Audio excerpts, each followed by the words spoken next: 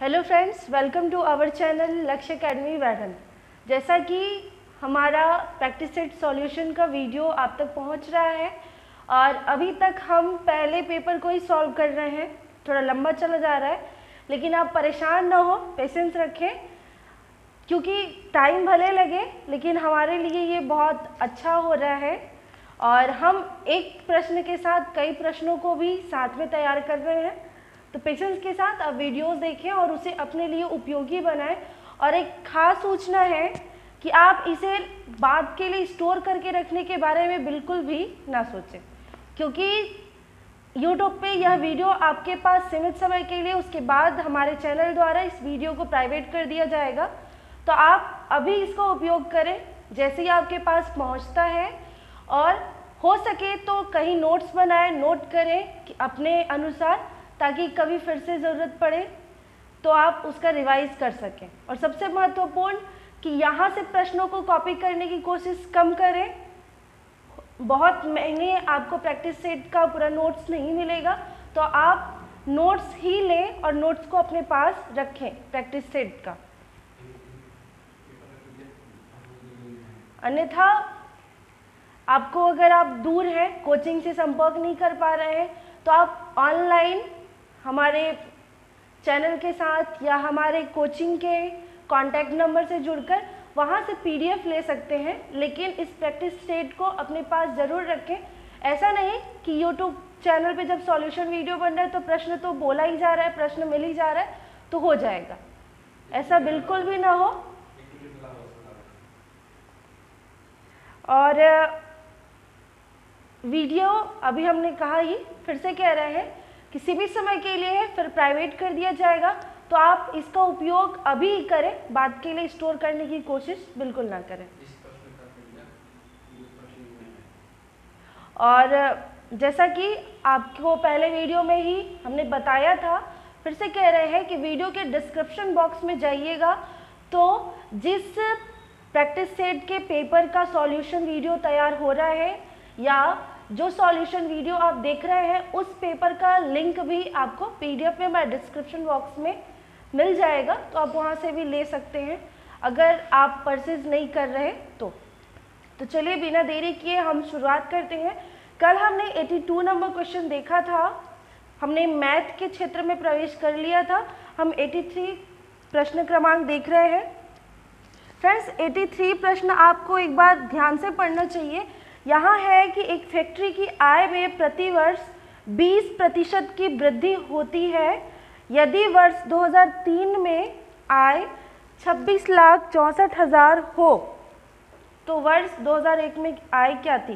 तो फ्रेंड्स, आपको प्रश्न पढ़कर ये तो समझ में आ रहा होगा कि ये चक्रवृद्धि ब्याज से संबंधित प्रश्न है। और समय क्या हो रहा है फ्रेंड्स, यहाँ सीधे सीधे 1 वर्ष 2 वर्ष समय नहीं लिखा गया, 2001 से 2003 के बीच की बात हो रही, अर्थात 2 वर्ष। तो हमारा समय है 2 वर्ष। ब्याज जो वृद्धि हो रही है वो है 20%। तो फ्रेंड्स, हमारा जो सामान्य आय होता है वो होता है अपने आप में 100%, और तो वृद्धि हो रही है अर्थात 100% से थोड़ा अधिक जा रहा है। 20% की वृद्धि हो रही है अर्थात 120%। तो हम इसी तरह सॉल्व करेंगे। हम मान लेते हैं कि 2001 में आय थी X और 2003 में जो कि बढ़ के कितनी हो गई, 26,64,000। तो ये मूलधन होगा और ब्याज सहित 2003 में बढ़ने के बाद कितना हो गया, 26,64,000। तो अब हम चक्रवृद्धि ब्याज वाले प्रश्न की तरह हल करेंगे। मूलधन गुणे 120% होगा, हमने भी कहा कैसे, और परसेंट हटाएंगे तो बटे 100। 2 वर्ष का समय है फ्रेंड्स, तो हम यहाँ 2 बार करेंगे 120 बटे 100। बराबर में इतना होने के बाद आय कितनी हो जा रही है, 26,64,000। अब हमें यहाँ सॉल्व करना है। एक शून्य से ये एक शून्य कटा, ऊपर नीचे इस एक शून्य से ये एक शून्य कटा। यहाँ हम 4 3 12 और 25 चौका 100। तो यहाँ देखिए x गुणे 3 बटे 25 गुणे 12 बटे 1 बचा है, बराबर में है 26,64,000। यक्स का मान निकालना है फ्रेंड्स, अर्थात 2001 में आय क्या थी वो निकालना है, बाकी सबको हम बराबर के दूसरी तरफ भेजेंगे। तो सबसे पहले बराबर हमने लिखा, बराबर के दूसरी तरफ जो अंक है वो हम लिखेंगे, अर्थात 26,64,000। यहाँ गुणे में है फ्रेंड्स, हमने आपको बताया है पिछले प्रश्नों में, या आपने पक्षांतर की विधि को ध्यान दिया होगा तो आपको पता ही होगा कि चिन्ह बदल जाते हैं। तो गुणे की जगह क्या हो जाएगा, भाग, लेकिन चूंकि बटे में अंक है तो हम यहाँ गुणे की जगह गुणा ही चिन्ह करेंगे। लेकिन 3/25 है तो दूसरी तरफ आके हो जाएगा 25/3, गुणे 12/1 है दूसरी तरफ आया तो 1/12। आप इसको जरूर ध्यान दें, ये ना सोचें कि यहाँ गुणा था दूसरी तरफ आके गुणा ही लिखा गया है। गुणा हमने लिखा है लेकिन गुणा की जगह अब भाग ही हो गया है। 3/25 की जगह हमने क्या लिखा, 25/3।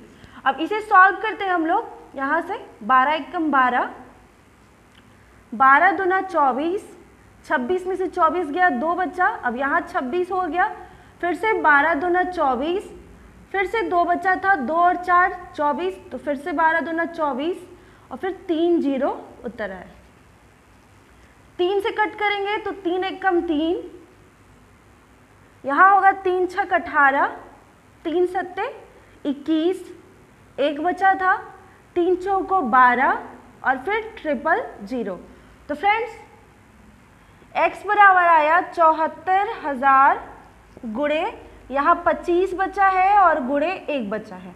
अब हम गुणा करेंगे तो 000 आ जाएंगे, 25 चौका 100, हाथ के आया 10, 25 सत्ते 175 और 10 185, तो हो गया 18,50,000। तो फ्रेंड्स 2001 में आय क्या थी, 18,50,000, जो कि 2003 में बढ़कर कितनी हो गई, 26,64,000। और हम सभी जानते हैं फ्रेंड्स, यहाँ जिस तरह से प्रश्न बताया गया है कि प्रति वर्ष 20% की दर से बढ़ रहा है, तो 2001 के बाद जब 2002 में बढ़ा होगा तो 20% बढ़ा होगा, फिर वह 2003 के लिए जो 2002 में पूरा मिश्र धन था वह मूलधन हो गया था, इसीलिए हमें चक्रवृद्धि ब्याज के हिसाब से लगाया। और बहुत ही सरल लाइन थी, मेन हमें यह समीकरण, ये लाइन तैयार करनी थी। आगे जो है ये तो हमने गुणा भाग करने में जितना समय ले लेना है, अगर हमारा गुणा भाग ठीक से है तो हम एक लाइन में ही सॉल्व कर सकते हैं। तो चक्रवृद्धि ब्याज वाले प्रश्नों को इस तरह से हल करें, आप बहुत सरलता से और बहुत कम टाइम में हल कर सकते हैं। तो इस प्रकार प्रश्न क्रमांक 83 का कौन सा नंबर सही होगा, कौन सा ऑप्शन, तो ऑप्शन बी में है 18,50,000, यही होगा हमारा सही उत्तर। इसके बाद अब हम लोग आते हैं हमारे अगले प्रश्न में। हम कोशिश करेंगे कि आज का, अभी का यह वीडियो ज़्यादा लंबा ना हो, हम जल्दी ही प्रश्नों को हल करने की कोशिश करेंगे। तो प्रश्न क्रमांक 84 में आप प्रश्न देखिए फ्रेंड्स, कोष्टक में -1/216 कोष्टक बंद, फिर उसकी घात है -1/216 कोष्टक बंद, घात है -2/3, सॉरी 3/2। तो फ्रेंड्स यहाँ जो सबसे पहली बात हमें देखनी है, जो 216 है, 216 के बटे में अगर कुछ नहीं है तो हम 1 मानते हैं। अगर बिना किसी विधि, बिना किसी क्रिया के इसका व्युत्क्रमानुपाती निकालना हो तो ये हो जाता है -1/216। अगर हमने उसे उल्टा किया है और बिना किसी से गुणा हुए, बिना किसी से भाग हुए खुद से, तो यहाँ चिन्ह बदल जाता है। तो उसी तरह हुआ है, जब -1/216 है तो हम माइनस हटा देंगे तो यहाँ हो जाएगा 216/1, अर्थात इसे उल्टा कर देंगे। और यही काम हम घात में भी करेंगे, -3/2 है, माइनस हटा देंगे तो 2/3, ठीक है। और बटे में 1 हो ना हो इसका कोई बहुत ज़्यादा विशेष फर्क नहीं पड़ता। तो अब हमारे पास जो शब्द है या जो प्रश्न है वो है 216 की घात 2/3। तो फ्रेंड्स सबसे पहले हम यहाँ 216 का गुणनखंड कर लेते हैं। मुझे पूरी तरह उम्मीद है कि आपको गुणनखंड जरूर आता होगा। तो यहाँ 2 एकम 2 और 2 अट्ठे 16।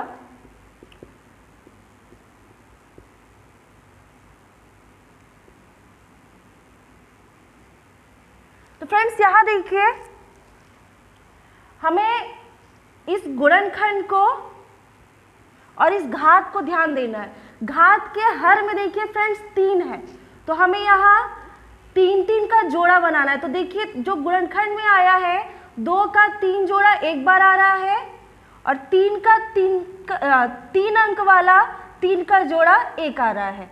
तो यहाँ इन दोनों का आपस में गुणा हो गया, 2 3 6, इनकी हमने 3 जोड़े बनाए हैं तो घात में 3, और इस सबके घात में जो संयुक्त रूप से प्रश्न में ही है 2/3 वो ये है। और फ्रेंड्स यहाँ पर आपको एक सूत्र आपको ध्यान होगा, हमें सूत्र याद नहीं रखना, या तो हम सामान्यतः आपको कहेंगे जब इस तरह घात में 2 मिलते हैं तो यहाँ बस घात वालों का गुणा हो जाता है। तो यहाँ हो जाएगा 6, यहाँ है 3 गुणे और ऊपर घात है 2/3। तो अब देखिए फ्रेंड्स इस 3 के बटे में कुछ भी नहीं है, इसका मतलब है 1, तो 1 3 ऊपर है और 1 3 नीचे है, तो ये कट गया, अब बचा 2, तो 6 की घात 2 अर्थात 6 का वर्ग बराबर 36। तो फ्रेंड्स अब बताइए कि ये कौन से ऑप्शन में है, तो हमारा आंसर कौन सा ऑप्शन सही है। तो ऑप्शन ए में है 36 अर्थात 84 नंबर प्रश्न का सही ऑप्शन होगा ए। फ्रेंड्स आई होप आपको समझ में आया होगा। इस तरह के प्रश्नों में हमारा जो बेसिक नॉलेज है वो पता होना चाहिए कि जो -1/216 है वो 216 का व्युत्क्रम है, सीधा सीधा व्युत्क्रम है, और हमें हल करना है तो उसे सीधा करना होगा। तो सीधा हमने किया, माइनस हट गया। इसी तरह घात वाले में भी किया था। और फिर यहाँ देखना है कि घात में जो 2/3 है उसमें हर में 3 है, तो हम जब गुणनखंड करेंगे तो यहाँ 3 3 का जोड़ा बनाएंगे। तो 3 3 का जोड़ा एक 2 का बना था, एक 3 का, 2 3 6 हो गया, और 3 3 के जोड़े बने थे तो 3 हुआ था। सबसे ऊपर घात में 2/3 था, और ऐसा जब होता है तो घातों का गुणा हो जाता है। हमने गुणा किया, 3 से 3 कट गया, 6 के घात 2 बचा, बराबर 36 आया। अगला प्रश्न आप पढ़िए फ्रेंड्स, क्या है, क्योंकि हमें प्रश्न थोड़ा ध्यान से पढ़ना होता है। कई बार ऐसे होता है कि प्रश्न को हम जल्दबाजी में इस तरह से पढ़ लेते हैं कि प्रश्न पूछता कुछ और है और हम आंसर कुछ और बता देते हैं जल्दबाजी में, और इस प्रकार बनता हुआ प्रश्न भी हमसे गलत हो जाता है या हमारे नंबर वहाँ से कट जाते हैं। तो आप प्रश्न को, कोई भी प्रश्न हो, छोटा प्रश्न हो या बड़ा, प्रश्न को आप बड़े ध्यान से पढ़ा करिए।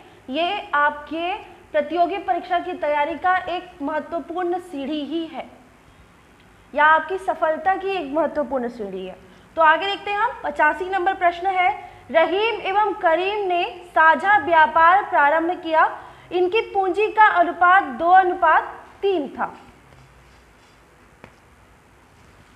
85 नंबर फ्रेंड्स है फ्रेंड्स, इनका पूंजी है 2:3। 8 माह बाद रहीम ने अपनी पूंजी निकाल ली। यदि लाभ में उनका हिस्सा 4:9 है तो करीम कितने समय व्यापार में बना रहा। लाभ में कितना रेशियो रहा, 4:9। बाकी यहाँ फ्रेंड्स कितना पूंजी लगा था, ना तो रुपए में दिया गया है ना कुछ भी। यहाँ हमें बस याद करना है या कि रहीम ने जब 8 महीने बाद अपनी पूंजी निकालकर बाहर हो गया था तो करीम कितने समय तक बना रहा कि फायदे का अनुपात उन्होंने इस अनुपात में लिया। तो फ्रेंड्स हम यहाँ मान लेते हैं कि जो रुपए था वो कितना था, x रुपए, यहाँ हमने मान लिया। तो इस प्रकार हो जाएगा रहीम और करीम, क्योंकि उनकी पूंजी का अनुपात 2:3 है तो रहीम ने 2x रुपए लगाए और करीम ने 3x रुपए लगाए। यहाँ तक आपको समझ में आया हो? डाउट हो तो आप कमेंट ज़रूर करिएगा या फिर वीडियो को पीछे ले जाके एक बार फिर से देखिएगा। हमने यहाँ रुपए क्वेश्चन में नहीं मिला है तो हमने x रुपए माना है। पूंजी का अनुपात था 2:3, तो रहीम का 2x और करीम का 3x। और फ्रेंड्स अगर हम मान लेते हैं कि फायदा जो हो रहा था वो 1 महीने में 1 रुपए हो रहा था, तो 8 महीने में रहीम को कितना हो गया? 8 महीने में हो गया 2 अट्ठे 16 x। अब करीम कितने वर्ष रहा है या कितने समय तक रहा है, यही हमें ज्ञात करना है। और फ्रेंड्स ये पता करना है कि इन दोनों का फिर रेशियो क्या आना चाहिए, 4:9, क्योंकि जितनी पूंजी उन्होंने लगाई थी उसके ही हिसाब से कितने समय तक उनकी पूंजी लगी रही, उसके ही बाद लाभ का अनुपात 4:9 प्राप्त हुआ है।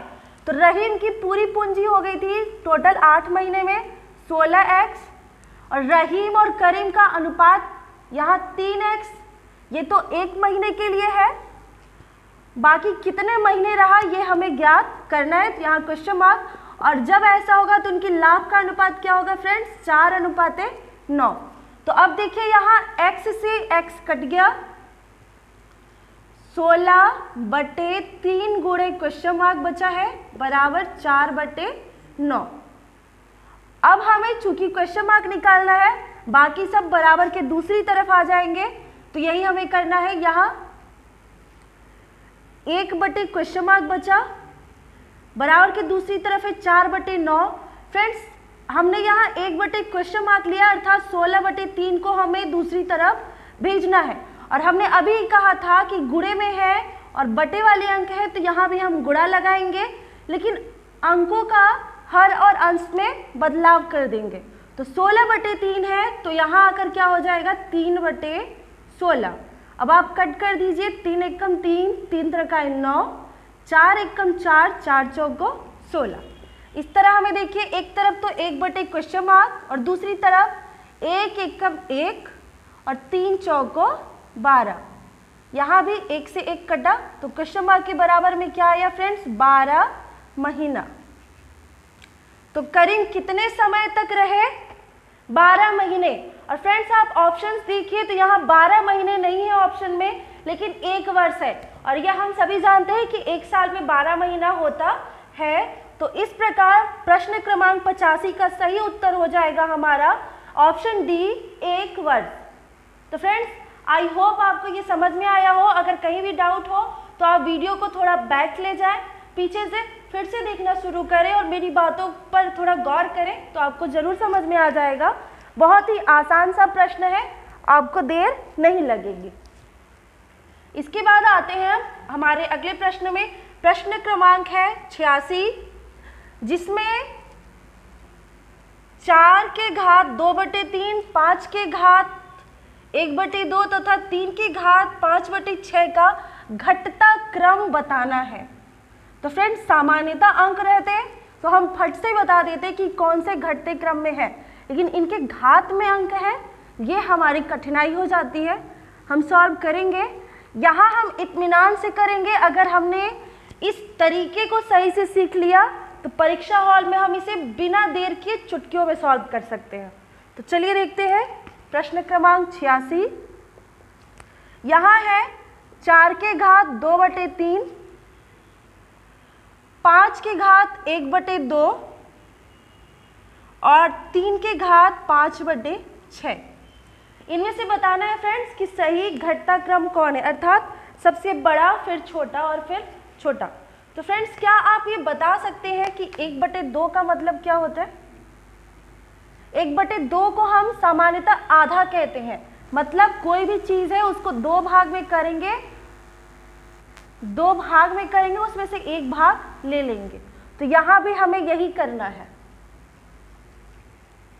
4 के घात में है फ्रेंड्स 3, 2/3, अर्थात 4 का हम 3 भाग करेंगे, उसमें से 2 भाग लेंगे। तो आप 4 को 3 से भाग करके देखिए, तो 3 एकम 3, फिर यहाँ पॉइंट लगाएंगे, यहाँ 3 त्रिका 9, फिर से तो हमें 0.33 मिलता जाएगा, मतलब 1.33, 1.33, 1.33। ये 4 को हमने 3 भाग में बांट दिया और 2 भाग को हमें लेना है फ्रेंड्स। तो 2 भाग कितना हो जाएगा? 2.66। क्या आपको यहाँ तक समझ में आया? अगर डाउट है तो आप वीडियो को पीछे ले जाएं। फिर से 1/2 का मतलब तो होता ही है आधा, अर्थात 5 का आधा कितना हो गया फ्रेंड्स? 2.5। हम एक और पॉइंट ले रहे हैं तो यहाँ 0। 3 का देखा जाए तो अब 3 का हमें 6 भाग करना है, उसमें से 5 भाग लेना है।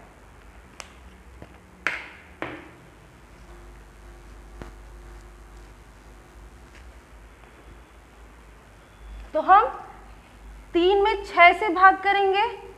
तो फ्रेंड्स यहाँ देखिए 3 तो छोटा है तो सबसे पहले ही पॉइंट लग जाएगा, यहाँ 0 हो गए। 6 पंचे 30, तो पूरी तरह यहाँ हमें शून्य मिला, अर्थात 0.5 मिला। तो 0.5, 0.5, 0.5, 0.5, 0.5 और फिर एक बार और 0.5। 1, 2, 3, 4, 5, 6। हमने 3 को 6 भाग में बांट लिया और 6 में से कितने भाग को लेना है फ्रेंड्स? 5 को। तो हम 1 को छोड़ देंगे, बाकी को ले लेंगे। तो अब बाकी को जोड़ के देखिए आपका कितना आता है, तो आएगा 2.5। तो 2.50। तो यहां देखिए फ्रेंड्स, दूसरे और तीसरे में से जब हमारा मान आ रहा है संख्यात्मक 4 के घात 2/3 का मान, तो हम यहाँ देख रहे हैं कि 2.66 आएगा, जो कि सबसे बड़ा है। तो ये तो ए और बी दोनों ही ऑप्शन में है सबसे पहले।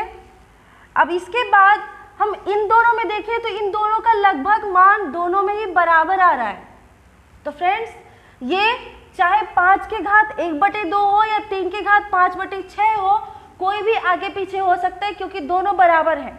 और हमें ऐसा ए ऑप्शन में भी मिल रहा है और बी ऑप्शन में भी। तो अब हम कौन सा टिक करेंगे? तो यह प्रश्न एक ऐसा प्रश्न है जो एमपी पुलिस की परीक्षा में पूछा गया प्रश्न था और वहां भी यह माना गया था, इसमें डाउट थोड़ा होगा। हम इसमें ए या बी में से कोई भी ऑप्शन सही टिक करेंगे तो वो सही होगा। तो यहाँ जो सबसे बड़ी बात थी जानने लायक, इस तरह के प्रश्नों को हम मान के रूप में कैसे निकालेंगे और उन्हें आरोही या अवरोही क्रम में कैसे करेंगे, तो ये हमने जाना। और यहाँ आंसर शीट के अनुसार हमारा सही उत्तर होगा ऑप्शन ए, जिसमें 4 के घात 2/3 सबसे बड़ा है और फिर 3 के घात 5/6 और 5 के घात 1/2। इसके बाद अब हम हमारे अगले प्रश्न में आएंगे, प्रश्न क्रमांक 87। प्रश्न क्रमांक 87 आप एक बार पढ़ें। 2 भाइयों की वर्तमान आयु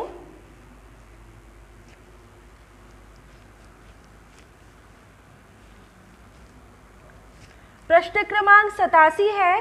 2 भाइयों की वर्तमान आयु का योग 36 वर्ष है। यदि 4 वर्ष बाद उनकी आयु 5:6 के अनुपात में हो जाए तो बड़े भाई की आयु ज्ञात कीजिए।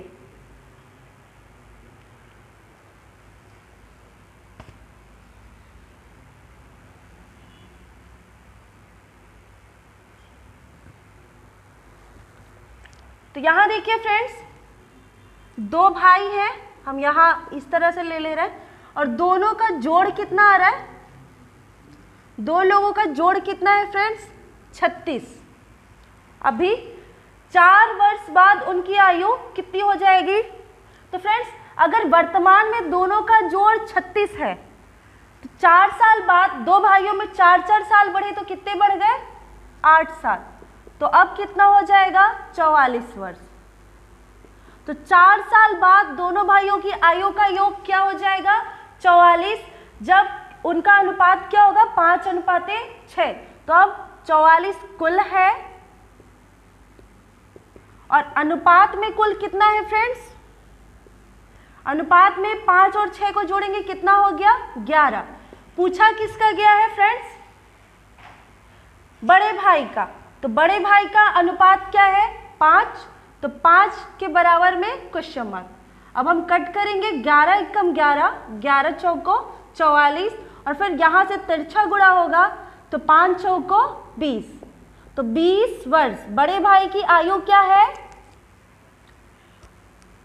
बड़े भाई की आयु क्या है? तो ये है 20 वर्ष, और ये 20 वर्ष कब का आया है? 4 साल बाद का। हम आते हैं हमारे अगले प्रश्न में, प्रश्न क्रमांक 88 या प्रश्न 87 था, इसके बाद 88। 10 वर्ष पहले गीता और सीता की आयु में 3:5 का अनुपात था। यदि उनकी वर्तमान आयु में 2:3 का अनुपात हो तो 20 वर्ष बाद उनकी आयु में क्या अनुपात होगा?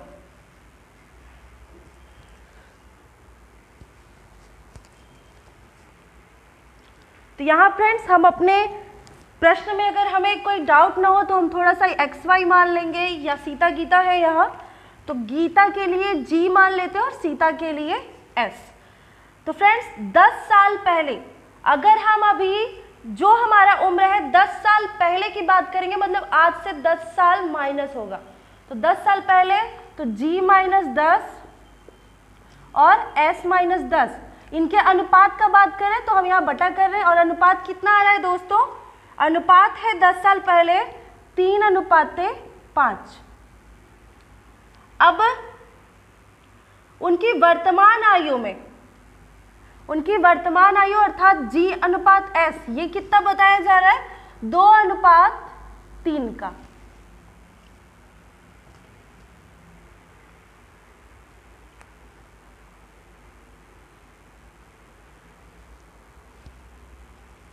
अब हम यहाँ क्वेश्चन पूछा जा रहा है कि 20 वर्ष बाद उनकी आयु का अनुपात क्या होगा। तो फ्रेंड्स यहाँ हम सॉल्व करते हैं पहले। यहाँ तो यहाँ हो जाएगा, सबसे पहले हम यहाँ से मानते हैं क्योंकि वर्तमान उम्र का अनुपात दिया गया है 2:3, हम वर्तमान समय को x मान लेते हैं, तो g का हो जाएगा 2x और s का हो जाएगा 3x। यहाँ हम इसे अभी छोड़ते हैं।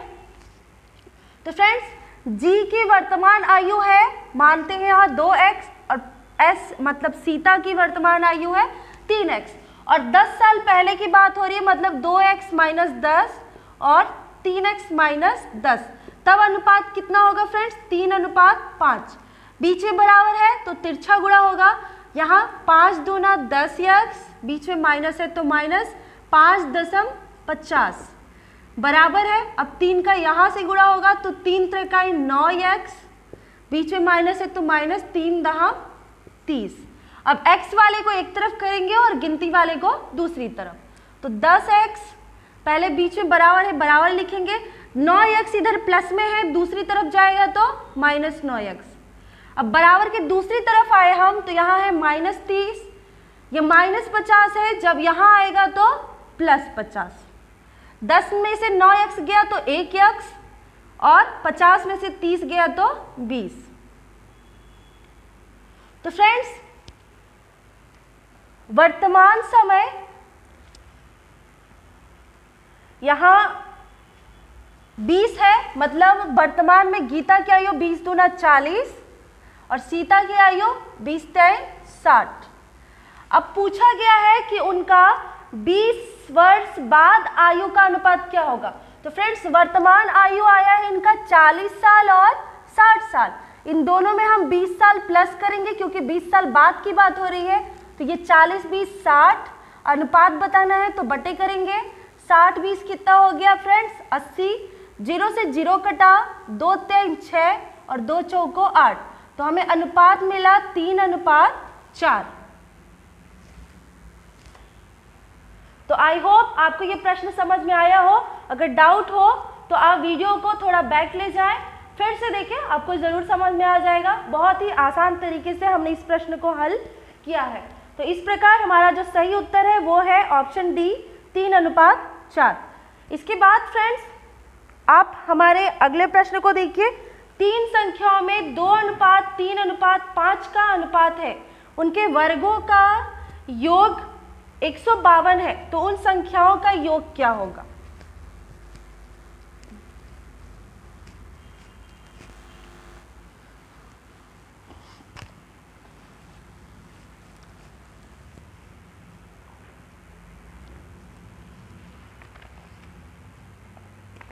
तो फ्रेंड्स यहाँ हम एक तरफ अनुपात लिखते हैं और यहाँ दूसरी तरफ लिखते हैं अंक।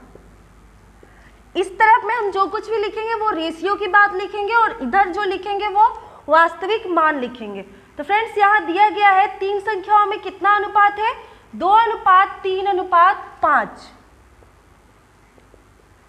ये अनुपात दिया गया है और क्वेश्चन में कहा गया है उनके वर्गों का योग 152 है।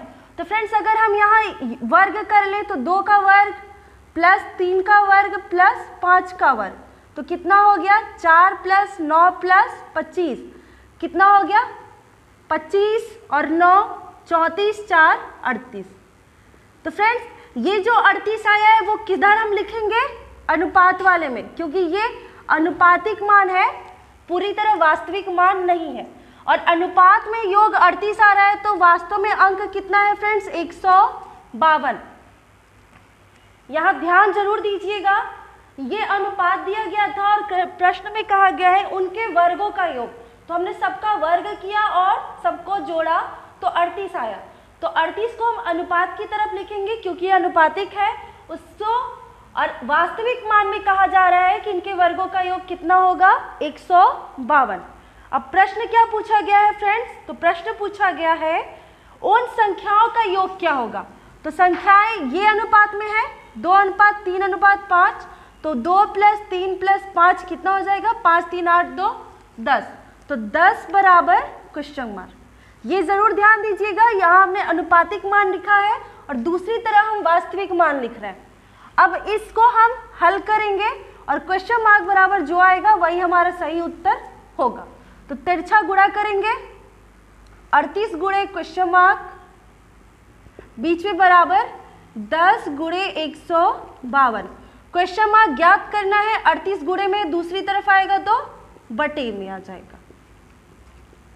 अब हम यहाँ कट करेंगे, 2 से पहले काटते हैं तो 19 दूना 38 और 2 पंचे 10। अब यहाँ कट करेंगे तो 19 एकम 19 और यहाँ 19 से कट करेंगे 152 का भाग करेंगे तो कितना आएगा ये हमें देखना है। तो ये होगा 19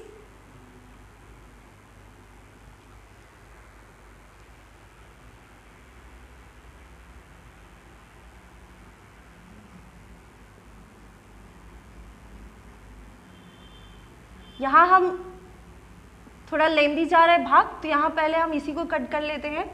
2 से कट करते हैं इसे, 19 आया। यहाँ कट करेंगे तो 2 सत्ते 14 और फिर 1 बचा था तो 2 छक्का 12, ये आया फ्रेंड्स। और फिर यहाँ 19 एकम 19 और 19 चौको 76।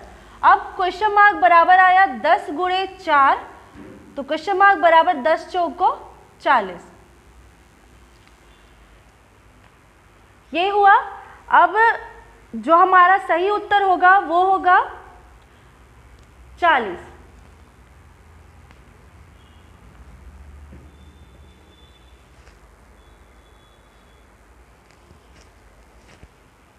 तो इस तरह हमारा सही उत्तर है 89 का ऑप्शन नंबर सी, 40, यही हमारा सही उत्तर होगा। आगे देखते हैं, हमारा प्रश्न क्रमांक 90 है। एक दुकानदार अपने सामानों पर क्रय मूल्य से 20% अधिक मूल्य अंकित करता है तथा बिक्री के समय उस पर 5% छूट देता है, उसके लाभ का प्रतिशत बताना है। तो फ्रेंड्स सबसे पहले आप थोड़ा इमेजिन करिए, आप सभी कभी न कभी किसी प्रकार की कोई न कोई खरीदारी करने जाते हैं। हम यहाँ मानते हैं हम एक कपड़े की खरीदारी करने जा रहे हैं और कपड़े पर एक मार्क लगा होता है कि उसका मूल्य कितना है, MRP जिसे लिखा होता है वही है अंकित मूल्य। और फ्रेंड्स जब हम